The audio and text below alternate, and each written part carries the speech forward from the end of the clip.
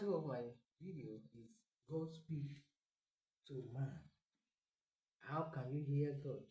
He speaks to every living thing. I don't know if animals too do dream, but I do dream. Dream is part of what things that God used to speak to man.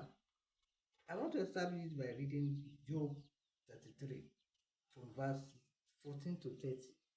Job 33 from verse 14 to 30. For God speak time and again, but a person may not notice it. In a dream, in a vision in the night, when deep sleep comes upon people, and they slumber on their beds, he uncovered their ears and terrified them with warnings, in order to turn a person from his action, to suppress his pride, to suppress the pride of a person. God spare his soul from the pit, his life from crossing the river of death. A person may be disciplined on his bed with pain, with constant distress in his bone, so that he detects bread, and his soul despises his favorite food. I want you to come along with me.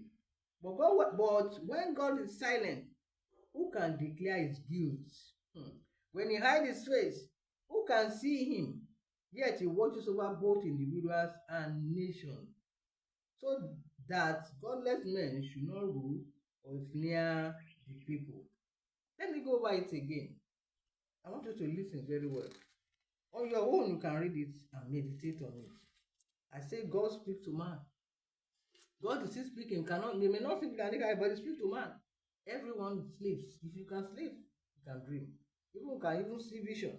But one of the basic things that God speaks to man is to dream. Communication through dream. It could be from the enemy. It could be from God. Dream has two versions. If it's from God, he wants. If you want to attack, they attack us. So that happened in the dream. I read it once again, Job 33, verse 14 to 30. It says, for God speaks time and again, but a person may not notice it.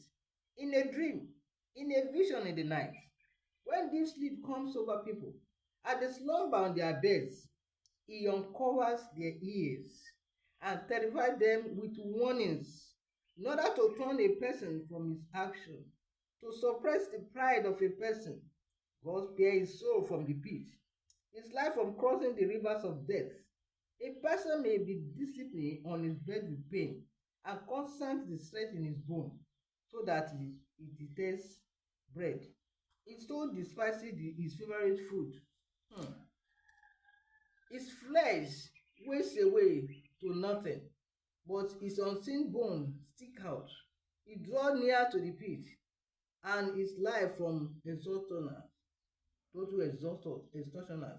But if there is an angel in his side, one meditator out of 1,000, to tell a person what is right for him, and to be gracious to him, and say, spare him from going down to the pit, I found the ransom. Hallelujah. What God is saying, the Bible is telling us is how God speaks to man. Another word, in a dream, when we sleep, our soul is communicated with. And in that dream, it may be warning of what is being done to you negatively, or will be warning that things you are doing that is wrong. So this is one of ways God speaks to man. You could see sometimes when we go to bed, we are still awake, we are healthy. Many things happen from the dream. Many attacks from the dream. Sickness come from the dream. Some things we could not ordinarily do by ourselves. Our soul is subjected to it. So it is important to take notice about our dream. And if you still cannot remember your dream, ask God to open your eyes.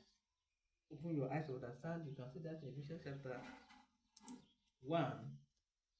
This prayer can make us see what we are talking about.